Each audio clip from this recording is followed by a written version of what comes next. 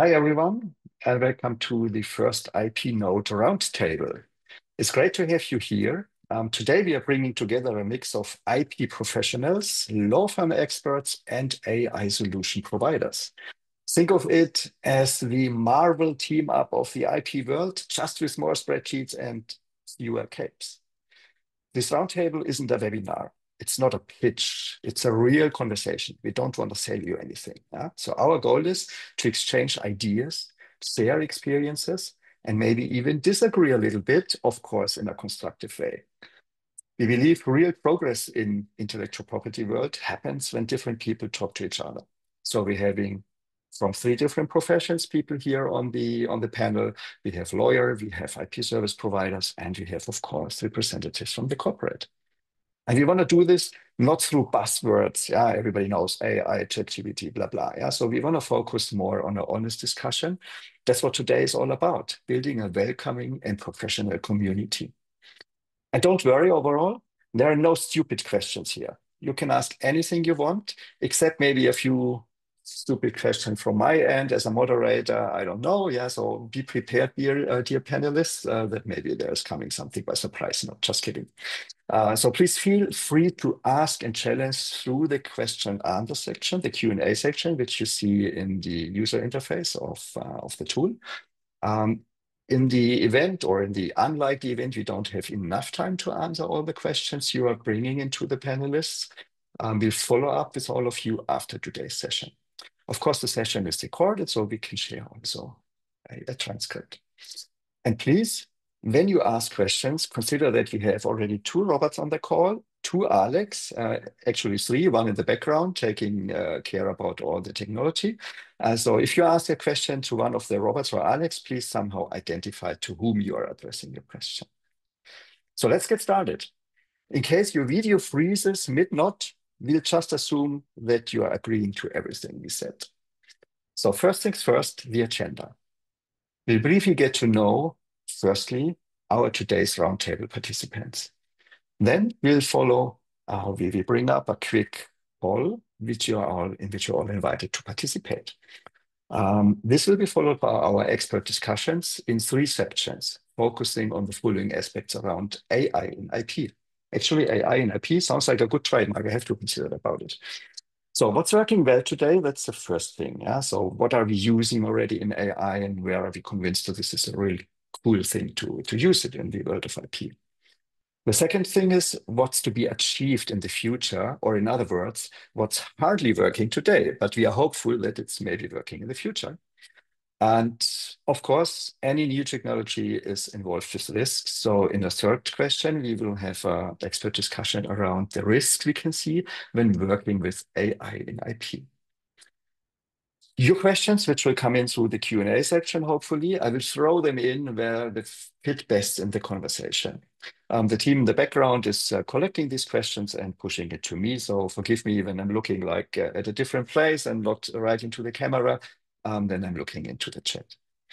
Last but not least, we will have a brief wrap up of the session. And of course, I will ask you a few more questions to answer to us in order to understand if you were happy or not happy with the session, what kind of topics you would like us to discuss in the future, and things like that. And obviously, any comments or ideas.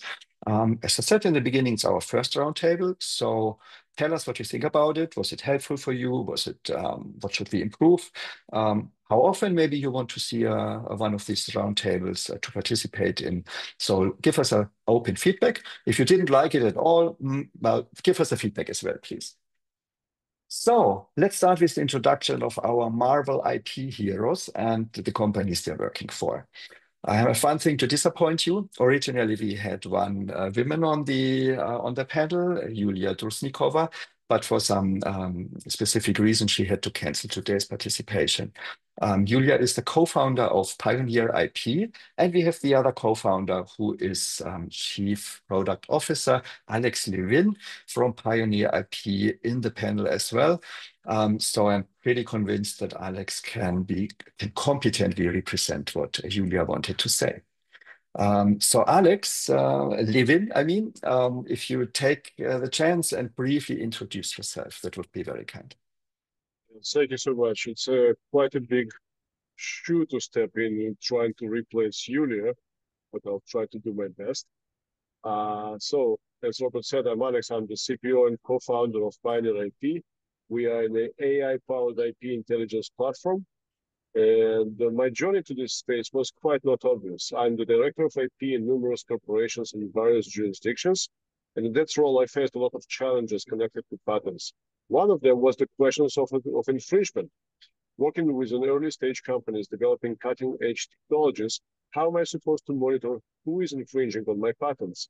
Working with an amazing founders, we started this discussion with my clients, and finally, two of them, Yulia and another one, turned to join me in launching PioneerIP to develop an infringement search platform searching potential targets in minutes, not days. So that's in short about me. Thanks a lot, Alex. Much appreciated. And the next one in the role would be the second Robert. Yeah, Robert Plotkin. He is the founding partner of Blueshift IP. So, Robert, the floor is yours to introduce yourself in a few words. Thanks very much. Yeah, I'm a patent attorney based in the US, also about 30 years of experience specializing primarily in obtaining patents for software, including AI.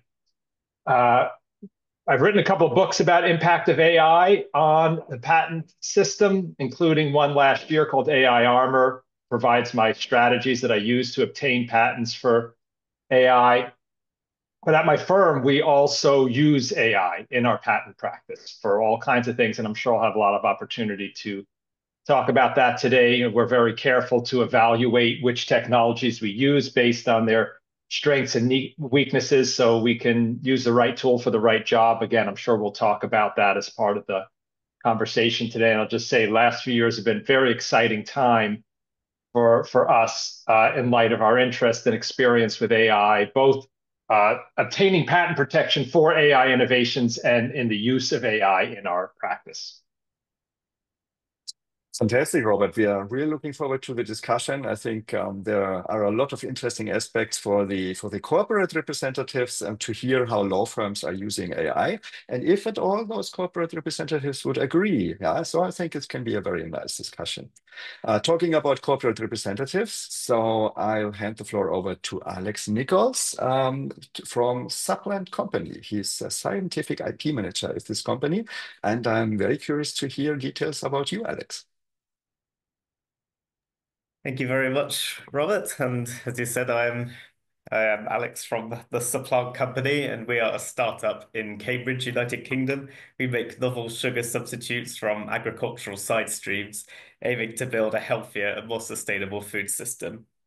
My background's actually in process chemistry, and I previously worked with pharmaceuticals as well before becoming more and more involved in IP, and have been doing this role for about 3 years now. So we generate a lot of intellectual property, as do many sort of science-based startups, and I'm responsible for it. All of the trademarks, copyrights, trade secrets, and most notably the patents. So we're always looking for ways to streamline our management of all these rights we're applying for and have obtained. So I coordinate with all the local attorney firms who provide services to us. I believe it's 14 we have now, all in different locations around the world. And I use a lot of software and databases to just try and keep track of all of these applications because, you know, chances are on any given day, at least one of them is going to have an action or a deadline. I'm also involved in drafting new patent families, including the specification, planning the experiments for the example section, and occasionally supporting with inventorship as well, and then working with attorneys to complete these tasks, as well as the sort of argument stage of getting patents granted. This all, of course, involves a lot of written work, and this is where one place that AI can help, as well as in other areas that we'll be looking into.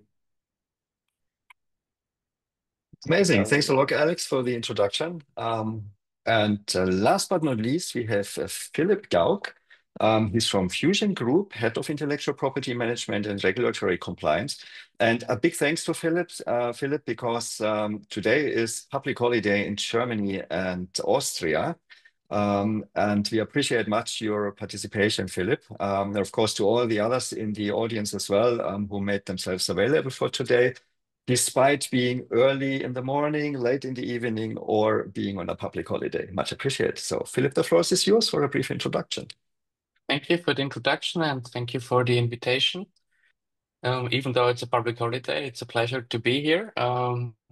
As you said, I'm Philipp. I work for Vusion Group, which is formerly known as SES Imagotech, and is a company that develops and produces electronic shelf label systems, so digital price tags and the infrastructure coming with it, and also various software solutions to run these systems.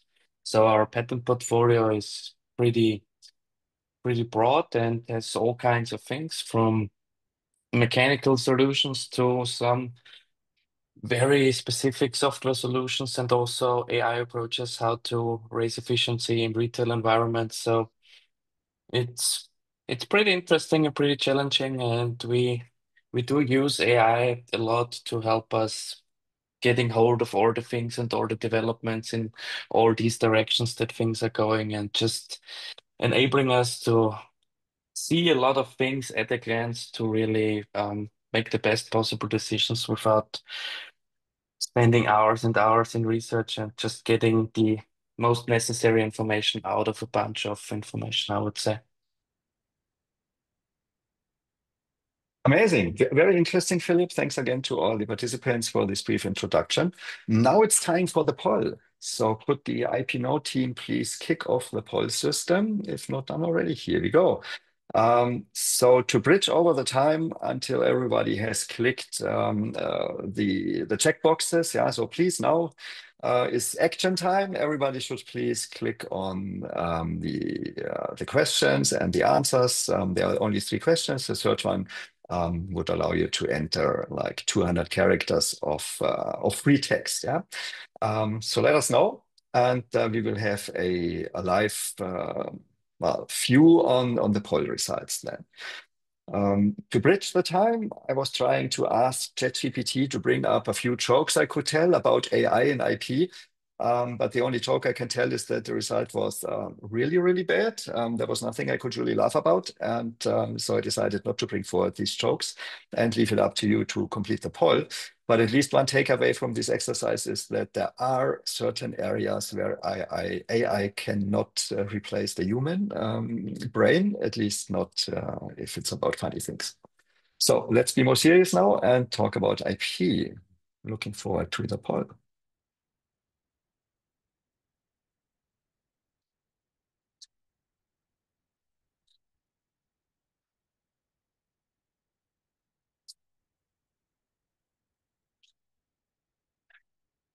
So Alex Muntian, is the poll window, you will publish it once all the results are done, or will we see it? Here we go. I'm amazed. Okay, so obviously the larger the bar, the more people answered here. So the main aspects, oh, I'm surprised to the last ones. The main aspect is actually AI is used for searching, for patentability and prior art searches. Some are using it for freedom to operate search, but it's followed by, yeah, office action responding, which is a very challenging thing. I once tried to formulate a ChatGPT prompt for office action responding, and it took me a lot of time, but it worked somehow. And IP portfolio analysis. Very interesting that some half of the participants are not even using AI yet, but are exploring options. So you're exactly at the right place today. And a few are not using it at all. So I hope we can convince you at least to give it a try. Question number two, what would you like to optimize, but you have to do manually now? So the clear winner is freedom to operate search, which is obviously a very good thing. And it's usually very expensive to ask a lawyer to do a freedom to operate search.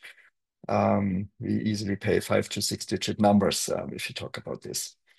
Infringement search analysis is second place, and PCT, national filings and prosecution, is third place. This is a very interesting topic. Yeah. because it requires, on the other hand, also a lot of digitalization on the receiving patent offices end. What do we have else? Disclosure management, patentability prior art search, okay.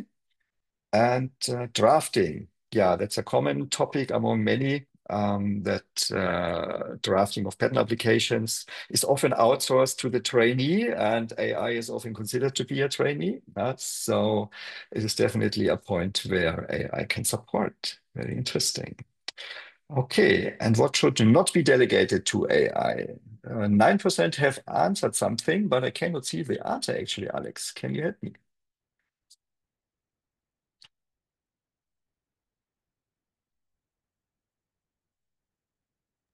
Yeah, it's a bit weird that we don't see the answers. I can see that someone answered patent drafting. So this is what the answers. And Okay. yeah.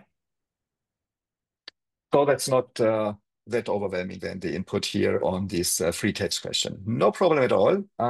I would say this was a very interesting thing. I already commented on it, and it gives us also some food for the upcoming discussion, which will happen right now.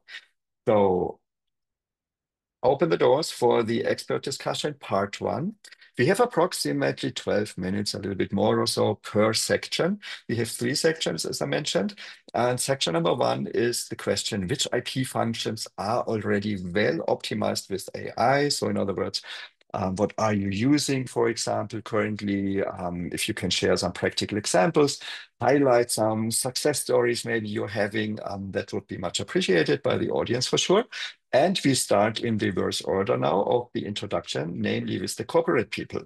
In alphabetical order, so nobody feels like, to be put aside. We start with Alex Nicholls, and I would ask Alex to give us some insights on the questions, which IP functions you're using already, and you consider being well optimized with AI. Right. Thank you. So I appreciate this I don't think it was the one that had the most votes, but to me, I think the most straightforward function where AI is already having a very helpful effect is regarding search tools. I mean, that's useful for both free and to operate searches and also novelty searches when drafting claims or if you're trying to take out someone else's claim. So it's a very frequent part of almost any IP professional's job description, right the way from attorneys to examiners to people like myself. Well, we've had simple search tools available, for decades. And at the time, these were truly transformative. We didn't have examiners having to physically check through entire filing cabinets of a prior art manually. Though there always remained a few bottlenecks, such as like language barriers, like trying to find, art that's written in a different language to the one we're drafting in, and increasingly assignees kind of getting deliberately better at drafting specifications in the way that kind of hides from the simple search engines, just becoming a bit too clever and going under the radar of these tools. But recently, much more elaborate software has become available, helping to overcome past limitations. So, while not everyone has kind of adopted such improved search capabilities yet, many have made it really key selling points of new software, and this seems to be increasing more and more. So the best application of such software is in the scenario when you're comparing patents that actually lack the similar group of words that these kind of older tools are looking for, but are conceptually very similar. Though the old search engines will miss this. They find the particular words, but don't really determine what a document is about. Modern AI can look beyond particular keywords to determine the teachings of a large document and summarize it to make life easier for whoever's trying to, make sense of this. I know it's limited in that the AI is very good at flagging patterns that meet a particular criteria, but we still need a professional to kind of truly dig in and understand what's going on here. So there's kind of good symbiosis between man and machine, in my opinion. Okay, this is a very interesting input, Alex. I like the idea of using AI to, at the end, receiving better search results to understand how to better draft a claim against existing prior art. This is a very smart way to utilize AI. So we're focusing a lot of patents here. Do you have anything to say maybe about trademarks as well? Would you see AI in trademarks, or is it not at all of your business? Just asking. So it's not something I've had to do myself in terms of using AI.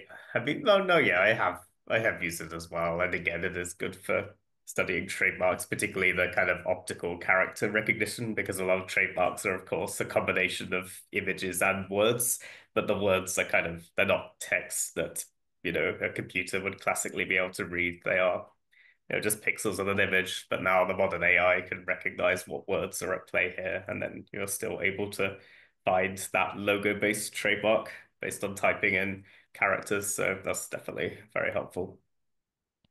Fantastic. Thanks for the input. Okay, then I would hand the floor over to Philipp to elaborate on his opinion or experience on IP functions already well optimized with AI. I mean, I do share a lot of what Alexander said before because those are all perfectly true and valid points. I think for us, the major benefits also do happen in the search functions, also in the possibilities that are now there with summaries and searching for particular things, not necessarily only via keywords, but by the meaning of sentences. And AI really gave us a big boost here to find particular um, technology or sense in texts that were first not easily found by only keyword searches. So I think this is a very big boost for our search efficiency. What I do also appreciate is the translation function so that I can look at the Chinese or Korean patent and get a very quick translation with an optimized language model that gives me a clear indication what this patent is about, or that I can look at the figures of such a patent that's not yet translated and get directly the explanation what which part of the figure is and how it's described in the text without having to pay 6,000 euros for a translation of the text. So these things work perfectly fine and really already dramatically improved our day-to-day life in the especially monitoring and search life, I would say. The one thing I want to still flag is that as good as all these functions are, I think there still needs to be some human double check whether this is all reasonable and very well done in the end, and just give it a sanity check in the end, because sometimes also the AI comes up with things that do not logically turn out to be perfectly right. But we're on a very good path and it already rose the efficiency dramatically. Excellent. You mentioned the aspect of translations. These Chinese or Japanese patents there exist for a long time, a machine translation. Have you seen a considerable increase in quality of translation since AI optimized language models are in the game? I personally think that there is a great improvement in the quality there, and also I would say the usability is the big improvement here, that you have everything in one dashboard and that you have these different functions in more or less one dashboard, and you're just more efficient in your day-to-day work by using different aspects that were formerly all different software suites. Excellent point. Thank you for this. Okay, then let's listen to the law firm side of the business, Robert Plotkin. So which IP functions are you using in your business to support your clients' needs? So first, I'd agree with both Alexander and Philip. One function that language models are really good at now is summarizing documents. So that's a task. It's not a legal function, but I found that it's really useful for saving me time in getting a general understanding of a document, whether that's for reviewing patentability searches or prior art that's cited in an office action. And I like to think of things in terms of the overall human computer workflow. So instead of asking, what can AI do for me or to replace a human function, if you think I have an hour of time for something, right? If AI can help me get up to speed and get the gist of a document in 5 minutes, where it would have taken me 45 minutes before, right? Now I have 55 minutes left where I can read the document better. because it's pointed me in the right direction. Whereas before, I would have spent the 45 minutes getting the general understanding myself, and then maybe only had 15 minutes to do the deep dive. So when I say look at the human-computer interaction, that's what I mean. It's not something that replaces what I do, but it can help me make much more efficient use of the time that I spend using my own mind and skill by just making that overall process more efficient. And then the second point I'll make on that note is whenever I use AI, I'm very interactive with it. You know, and people sometimes use the term co-pilot mode. You know, I don't say, give me the answer. I'll ask a question about a document, and then I'll review the document, and then I might ask a follow-up question in an ongoing interaction that involves some use of AI, and again, some use of my old-fashioned manual skill. So I think that's generally the most effective way to use it, and it's also the safest way to avoid some of the risks and problems that people run into when they use it. Excellent points. I like the idea of providing a better value for money for the client, because if you have the client telling you 1 hour is what we pay for you for this analysis, and you can now spend like 45 minutes on using your human brain to do a good analysis, while in the past you would have spent 45 minutes on reading the document. This is at the end delivering a much better value for the client. Excellent. So let's now turn over to the AI service provider. We have Alex Levin here. And please elaborate on the services you're providing and what's your experience, what AI helps us in the IP in your perspective. Robert, I think you meant me, Alex Levin. Sorry. Yeah. Alex Levin is hosting this whole thing. He's the founder of iPNOTE. I wear two hats here because I'm both on the corporate side, being a director of IP, and I'm also on the service provider side, being a co-founder of an AI company. As a director of IP, first time I ever used AI was for patentability search. It was a system provided by another Toronto-based company named iPNOTE Patent. It done a tremendous job incorporating in AI into patentability and FTO now searches. And they started, I think the first time I used them was back in 2020, maybe. They've done a tremendous job. But the thing is, they should have been complemented by human search.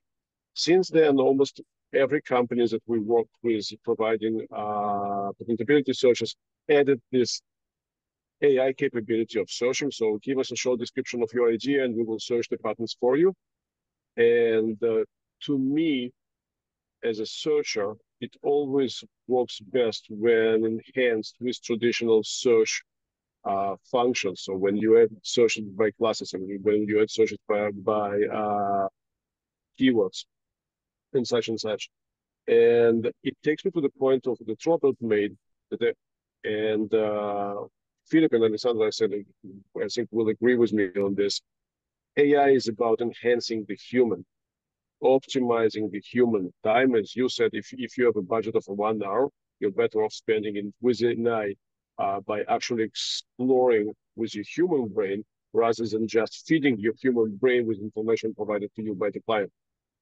Another word of caution is about translations. We had numerous cases, especially in Japan, where we use machine translation, especially when you try to translate claims by the machine.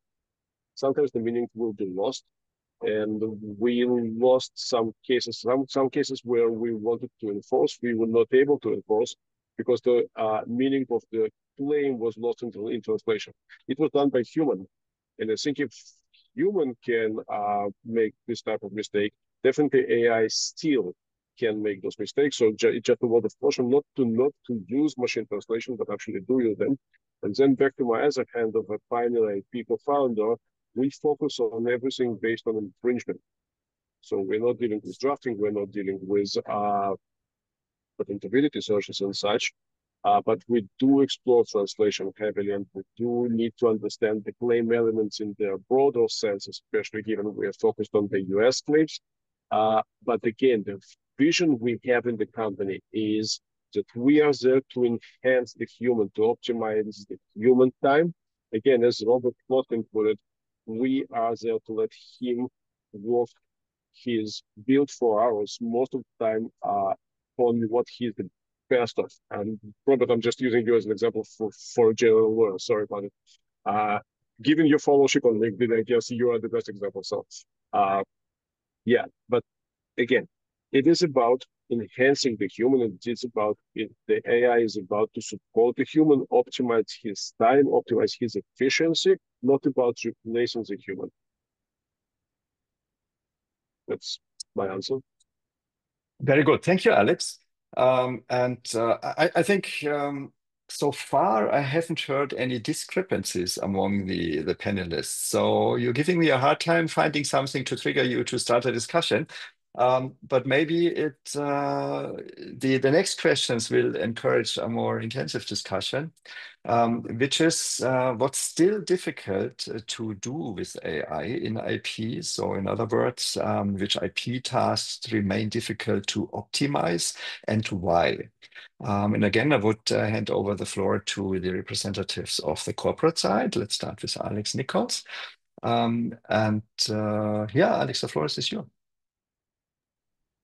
Thanks very much. I mean, unfortunately, here I feel like my answer might again be in agreement, but then this could be seen as a good thing as well. I mean, we're all, from really working in different areas around the world, yet all coming to similar conclusions. I think there's a lot to be said about that as well. But what my answer is, well, one way in the AI in general is held back, and I think it's the same in the case of IP, is where it's not so much a technological limit or a low success rate. It's not that the AI can't do it, but it's that the consequence of error is high. Much the reason we don't have many AI-driven cars on the roads isn't because the AI fails more frequently than us human drivers, but when the stakes are so high, we can be more tolerant when humans make mistakes. And similarly, general interactions with IP officers, such as completing forms, paying renewal fees, and database changes.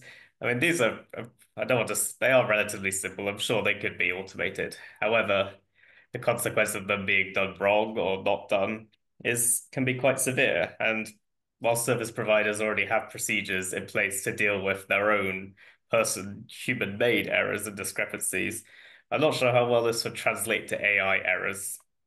And the status quo perhaps suits providers quite well. I mean, they get assumingly good margins for these kind of admin tasks as well. So there might just not be that incentive to automate either. It might be something that's driven more by someone else, like perhaps the receiving officers. They might be keen on reducing their own workload. And so that's the more simple stuff. Even though it's possible that the AI could do it, there are consequences. And we're even approaching the development of AI that could do, much more complex things. For example, as we've seen just now, completing office action responses and things like that. Again, it's hard to envisage AI taking over these things entirely. I mean, not mostly on the basis that there's just such a big consequence if it goes wrong, and also there's a lot at stake. There's a reason companies pay attorney firms, 4 or 5 figures per office action for such things to be completed. So those are my thoughts. It'll be a while before we see AIs writing and submitting office action responses. Yeah, that would certainly be not a good thing for the IP profession in general, because if this, let's say, crème de la crème, or like the cherry on the cake, responding to office action or responding to oppositions, etc., would be totally taken over by AI, and we would largely be unemployed. Yeah. But I'm totally in alignment also with what was said previously, that we do have, we have to use it as a supporter and not as a replacement, and that's all also in our responsibility. If I may ask, Alex, are you using tools you're paying for, like whatever ChatGPT, the payable version, or would you see, for example, for the audience who is not yet using AI tools, are there free tools you could recommend, or the free version of ChatGPT? Have you tried it out? Do you have an opinion? Would free tools work already for utilizing AI and give us advantages in IP? So honestly, I think the free tools are getting better and better, and they can get you pretty far. We do occasionally use paid services as well, and I think there's certainly, if you want to do more kind of advanced stuff, particularly where there's kind of sensitivities about data sharing, then that option is there as well. But yeah, honestly, for small companies, I feel like you can get pretty far with free tools.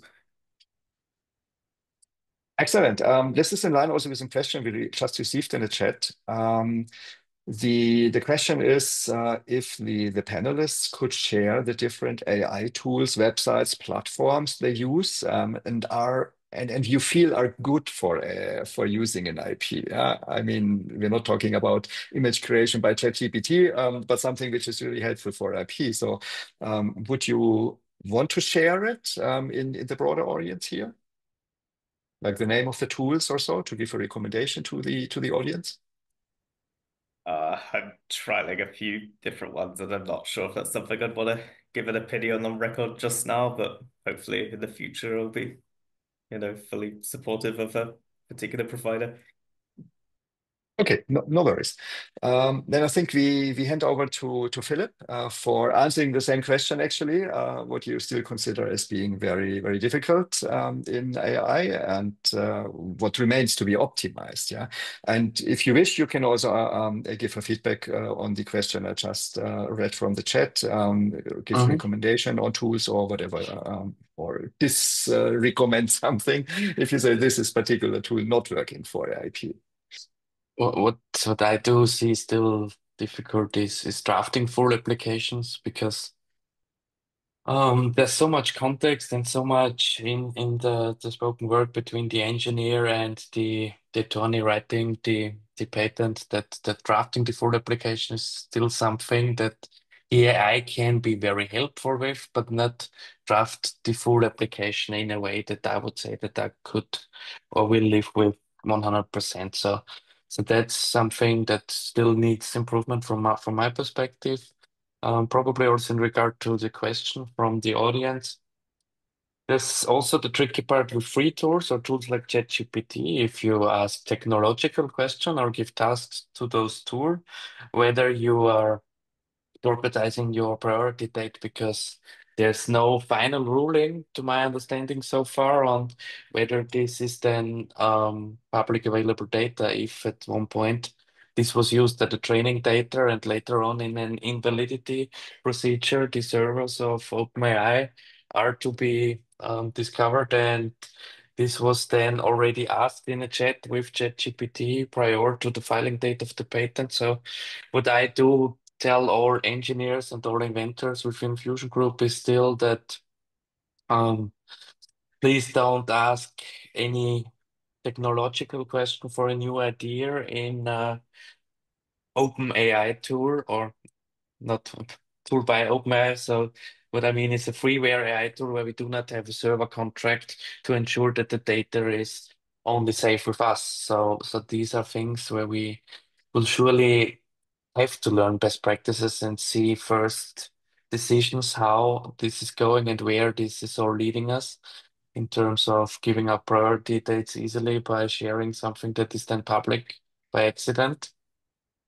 Yeah, other than that, on top of what's not perfectly working fine to me is giving value to patents. For sure, there's some AI tools that I already tried out that try to give value to patents, but being a business expert and knowing context and knowing the worth of something by your feel for a business is something that I did not see the AI do in a very proper way as of now.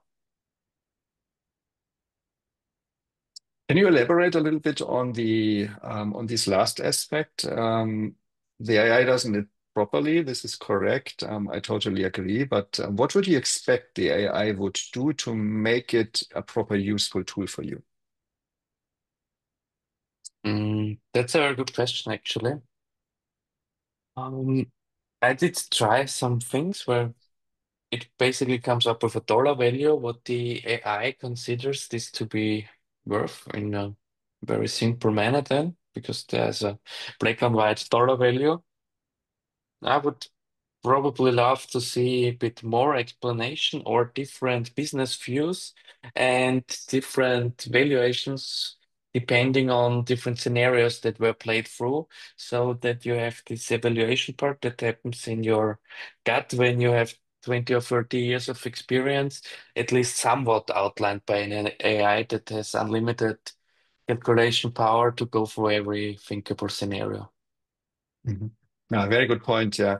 I think it's a general issue that we need to understand how an AI comes to a conclusion of a question. Yeah. And if the question is, please evaluate this patent, and it comes up just with a dollar value, we need to understand how this dollar value is presented. Yeah. Why it is like this and not differently. This is generally an AI problem, which we can discuss in the third aspect. Yeah. Where I see it's a huge quality and trust issue, because usually it's a black box. You don't even know what these systems are doing and why they're coming to a certain conclusion. Anyway, so let's hear the opinion of AI specialist patent attorney Robert Plotkin, please. What do you have any comments regarding what our the other two panelists said, or based on your own experience, what can you tell us how you consider difficulties or what you consider being difficult with the usage of Yeah, AI? I mean, still no disagreement, unfortunately. I'll just add some more to it, which is I have found the AI not particularly useful for patent claim drafting, at least independent claims. I've tried it a bunch of times and found, although it can write claims, they tend not to be claims I would want to file. Tends to err on the side of being too narrow and pulling in too many technical features, I'd say. And then, although I suppose you could use clever prompting to get around that, at least so far, I found that it's easier and less effort to then just write the independent claims manually, the old-fashioned way. What I have found is it's good if you do that and you have a good disclosure or even a written specification, it can be useful at making suggestions for dependent claims, because it can, as I said, it's good at summarizing documents. So it can say this lever can be made out of wood or metal or something else, because it sees that as options in the specification. And you still have to use your own human judgment about which of those to include. So claim drafting, I think, still not that important. And the other thing, I'll keep going back to this feature of summarization because it's really valuable. But because large language models are statistical in nature, it means that when they tell you something about a document, it's usually not extremely specific. So I'll give you an example. If you, particularly as a litigator, if you're looking for what we call the needle in a haystack, a sentence in a document that could be used to invalidate another patent. Large language models are not search engines. They don't generally do a good job at finding a single sentence in a million words. Use a traditional search engine for that or read things manually. And as we know, in fact, when you ask them to find a needle in a haystack, they will often hallucinate that. So this feature, you'd call it, of summarizing is useful when you're looking for a summary that's not completely accurate. And then you need to be aware of the fact that that's what it's doing. When you're looking for something that's an exact quote or a needle in a haystack, it's not that good at. Excellent feedback. Thanks a lot, Robert. So I would want to hand over to Alex Levin for sharing the view or commenting on the other participants' input from the IP provider side of view. I think Robert summarized this whole issue all this for me. So again, AI being statistical tool mostly. So there are limitations that one user needs to be aware of when using AI. In our particular sense, the concern about disclosures is a very valid one because people will most of the time go, especially small companies, that do not they try to use free versions of commercially available tools. The disclosure issue becomes a very dire one. And it's not an urgent one, so people will not feel it now, but they will eventually feel it later. Because now we just don't have the case body on it. It wasn't litigated yet. It will be litigated later, and I think with the current changes in the patent offices, it will be litigated towards pro-patentee, Robert, correct me if I'm wrong, but it will be the pro-patentee movement, not necessarily in the favor of the small companies.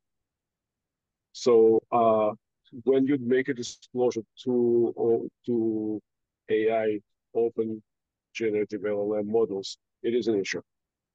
When we try to draft using AI, we experience the same issue with the breadth of claim, especially independent ones, but it was very dependent on the industry.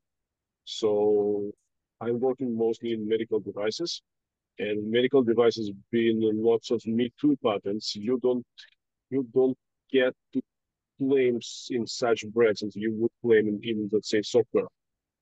And their AI can help you a lot, but still you need to verify everything AI is doing.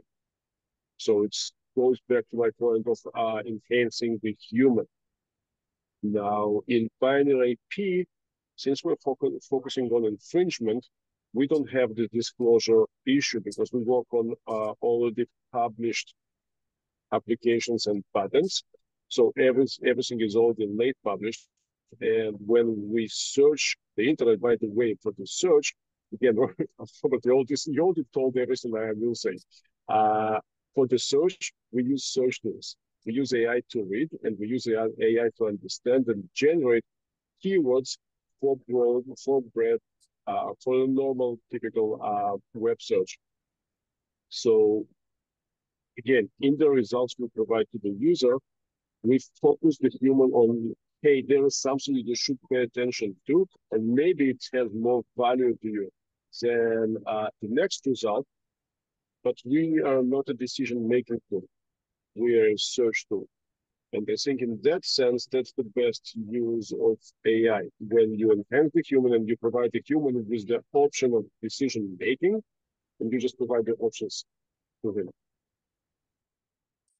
Do you see a danger in AI that the public would use it and take the results for granted rather than asking a professional at the end of the day to reflect again on the result? Do you see it now? Yes. Would you see that in the future? A question Of course, maybe to all the panelists. Sorry, I'll Please get go the ahead. first answer. But we already see it in the general law where people are becoming overly reluctant on ChatGPT responses and hallucinate precedents. And then go to court and all of a sudden the precedent was a hallucination by ChatGPT. So overly relying on AI answers is an immediate danger. That's to me. Absolutely. So, Robert, I would want you to answer this question, but also another one which came in over the chat, referring to what you mentioned before, that also that tools are suitable or not so suitable for claim drafting. Would you think that they could still be very useful for specification drafting, summarizing the prior art, etc.? Yeah, I mean, they are definitely useful for summarizing the prior art. I think they can be useful for drafting the specification if you use them thoughtfully. So what I do when I use AI to assist me in drafting applications is the same workflow I would do manually, but I think it becomes more important when using AI. Start with claims. So I typically do software applications. Start with claims, drawings, right? Start building up the parts of the application that define the the invention at a high level, its parts, how they interconnect with each other, and then the abstract, the summary. And those things then can feed back into the context that the AI can draw on to help with the specification. So it's this iterative back and forth where you're both using the AI to help with the parts that then make the subsequent tasks like drafting the specification more effective when using AI to help you. But I'm still going through a piece by piece in the specification, writing manually and drawing on the AI to help reword sentences or maybe provide a draft of a paragraph or something like that. That's how I've been using it. And I know at least one or two other speakers have said, you know, if you try to use it to write too much, I find that people use the term drift. You know, it starts to veer off from where you want it to be, no matter how much good context you give it. So we consider it, so to say, useful, but not totally useful. Right. Yeah. Any other opinions or counter opinions from the rest of the panel regarding this question? If not, then I have another question from the audience, which we can briefly squeeze in. So that's maybe to be answered also by Alex Levin once more, and the others may join in. So the question is, as AI is now obviously able to rank patents by infringement potential and market relevance, how do you see its role evolving in portfolio pruning, licensing strategy, and renewal decisions? Can AI truly help identify high risk, high reward assets, or does it risk oversimplifying nuanced portfolio management? Yes, thank you for this question. It's very similar, very close to what we are doing in PioneerIP. Again, as I said, it can be oversimplified. The user should be constantly aware that the decision making is his, and every decision the user makes it should be tied back to the IP strategy of the company. IP is a business model, so everything in IP, to my opinion, should be tied back to the IP strategy, including decision making process on portfolio pruning. How do we decide whether to abandon a pattern or not? Maybe because it has no one infringes this patent now. Maybe it has no future insight for the company. The company decided to let the whole product line off. It really depends on the user. Whereas we provide him with the lens, we provide the user with the optics. Not every AI, but the decision making on the user side. So yes, AI can help you rank answers. Yes, when you search for patentability, it can help you refer to closest prior art and maybe mark the most relevant portions of the prior art for you. But still, the decision making, what to claim, what not to claim, what to litigate, why to litigate, and how to litigate, the decision making, the onus is on the user itself. Totally understand. Maybe from the industry perspective, Alex and Nicholls, I saw you briefly unmuting, and then Alex Levin stepped in. So, did you want to comment? Yeah, I think it very much builds on what other Alex has just said, but yeah, exactly. And only AI can tell you some very useful statistics about your pattern in terms of, you know, the decision to maintain it or not. I think it relates to what Robert was saying, you know, why AI struggles to draft independent claims. You know, to draft an independent claim, you really have to know what you want to protect and have a really strong background on that. And I just think it's hard for an AI model to have that kind of business strategy unless you know, teach it the strategy. And, you know, I'd be very hesitant to tell any sort of AI model, even a paid one, my entire business strategy. So I think although AI can give really useful statistics about your pattern, you know, it's not really, it can't understand your business like you can and the reasons you'll have for wanting those claims or not. And, you know, in much the same way, it can't draft a really valuable independent claim, at least not yet. Okay, thank you. Any comments from Philipp, the other industry representative? Nothing to add on top of that. I think everything relevant was said. Perfect, perfect. Yeah, from my own experience, I worked in the IP industry for quite some time, and I had huge discussions with client asking for portfolio lists to discuss for months over which kind of patents they are going to drop or not, and for what reason. And it's a huge loop every time through the entire corporation, asking marketing, asking the salespeople, asking whoever who might give some input if the patent is worth maintaining or not. Yeah.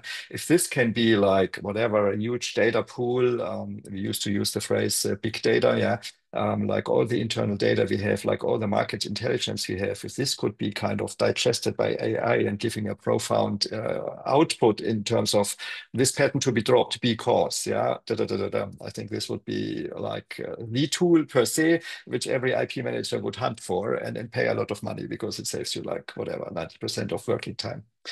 Yeah, so that's at least in my experience. Yeah. Being mindful of time, we have a third question which we prepared for the panel to be answered. It is about risks, quality, and trust.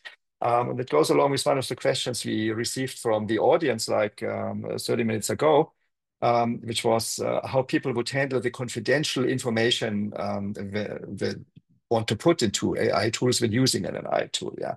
But in general, we should discuss which risks or what risks do you see in using AI in IP-related processes, considering data privacy, output quality, legal responsibility, anti-bias, transparency, all the words, all the buzzwords actually. Well, we are again back to buzzwords, which we mentioned before.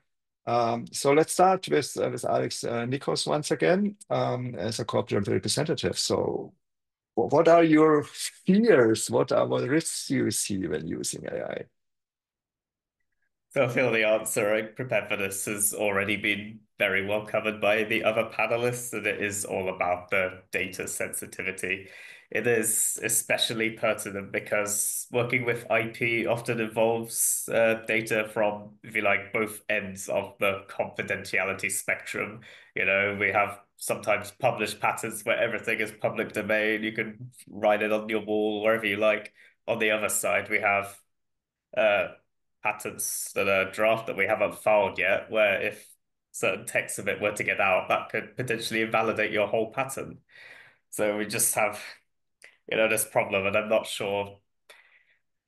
Like, it's hard to trust an AI, even a paid one, with these things, particularly where we have the case of both private and public data. We're not sure, is the AI able to distinguish the stuff it can, it has to really, really protect from the stuff that's really not so important.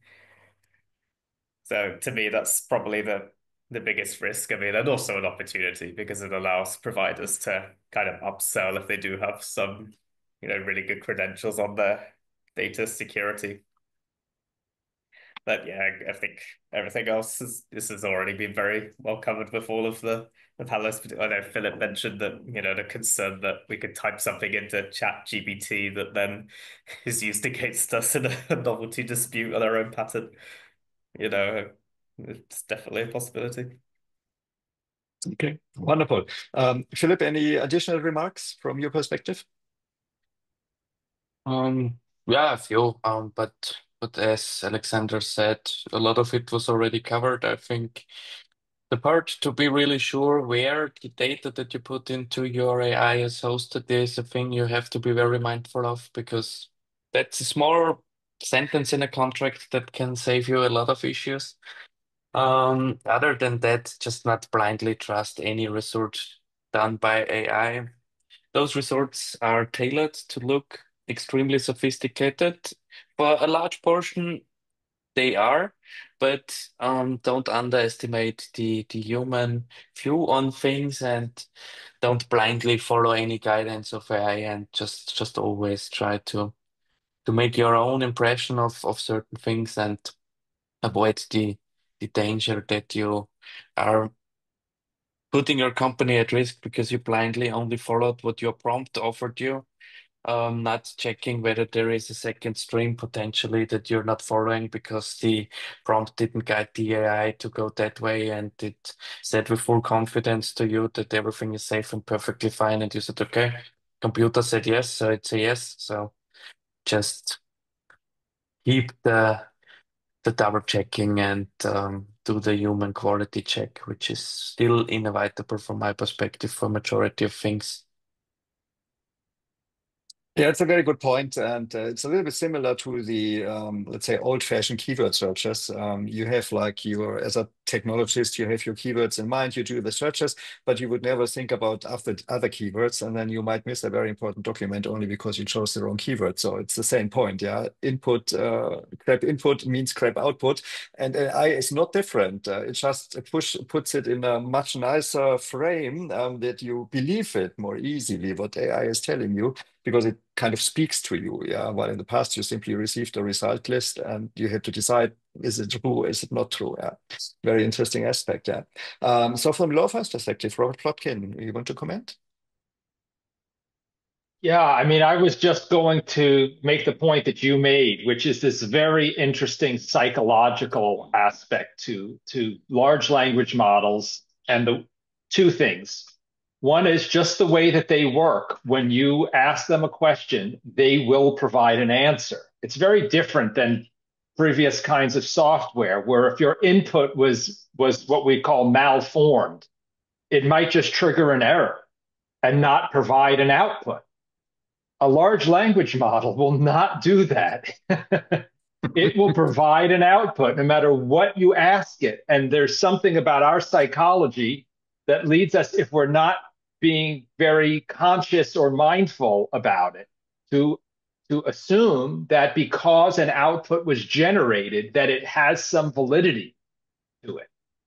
And the second part of that psychology, I think, and I think you said this, Robert, is the way, for the most part, the way the answers are worded provides what I call apparent confidence. They sound authoritative the way they're worded. You know, I have found myself prompting LLM sometimes to say, please don't, you know, try to tell me if you're confident about your answer, or, you know, don't give me the answer that you think I want. That can help a little bit, but the default is, and it's partially because of how the language models are trained, it's partially because of the system prompts that most of the chatbots use. They're designed, in fact, I forget which one, maybe one of you know, there was a recent update to one of the models, might have been '03 or something, that was particularly what we call people pleasing. And it got a lot of pushback from the public that it seemed like it was never contradicting the user. And I think it was one from OpenAI where they had to go back and tweak it a little bit to not be so people pleasing. So I think I found in recent months that I wasn't aware of how many people aren't aware of this. And I think it means that people are susceptible to being, I don't want to say misled by AI, but they might give the answers more credibility than they should. And it just, I think it's a matter of education. It's probably also opportunities for doing some front end improvements to the applications that use LLMs to address some of this in the way that the generic chatbots don't do. Yeah, absolutely. That's the point. So I think, again, also this was meant to be like a contradictory section. We all have the same opinion. But maybe, Alex Levin, you can shed in some perspective from your end as well.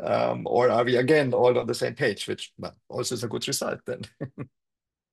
I'm basically on the same page with as a panelist. One piece of practical advice is do review the terms of use and the privacy policy of the software you're using and the AI models you're using. Lots of time there will be very interesting paragraphs in there. As we recently found out in the Congress hearing of A23andMe, lots of time we will be dragged into using something because of the hype of the usage, and we will forget to read through the contract. Now, with things that can potentially invalidate our own IP. I would take an extra step for reading very carefully what it's about and not using the AI summarize it to you to read the terms and conditions of the AI provider, you know.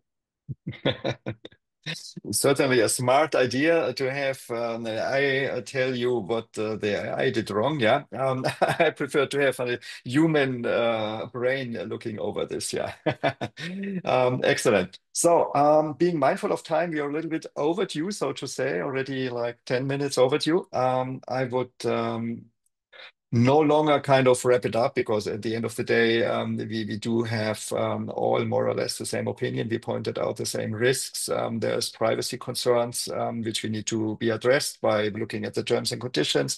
There are certain drawbacks using AI because it's meant to please us. Yeah. Patents are never meant to please the other party. They are meant to defend your technology. So I think having a pleasing AI drafting whatever your full specification is maybe not the best idea because the use case is simply something different. Yeah, maybe specific AI LLMs will come up which are specifically designed to draft. There are providers out there who do this kind of things and offer this kind of services, and then I think it could work in a better way. Yeah. So let's close the session with what kind of topic you would like to cover next time. So that's also meant to the broader audience, to everybody to put into the chat a few topics you would want to discuss. I tried to entice you a little bit with the trademark question I was asking, but I see the panel is very very patent focused, so it's maybe not the best opportunity to discuss about trademarks. But I personally see this as an interesting topic: trademark searches, trademark infringement, opinions. This is something I would wish as a next panel topic. What other topics would you wish? Please put it in the chat, and we will summarize it and then come up with a new proposal, slightly different, identical panel, whoever wants to participate for the next time.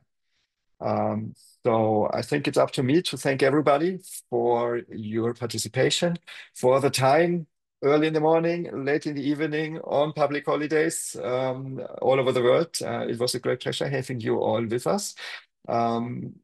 From my perspective, I think it was a success, but I hope to receive also some critical feedback so that we can improve ourselves and amend the format in a way that we can accommodate the needs of everyone. So any final words from the panel, or just two words, which is goodbye? Thank you and goodbye. Thank you. Yeah, Perfect. thanks very much, everyone. Thank Have you, a good everyone. day. Have a good one. Bye bye. Bye.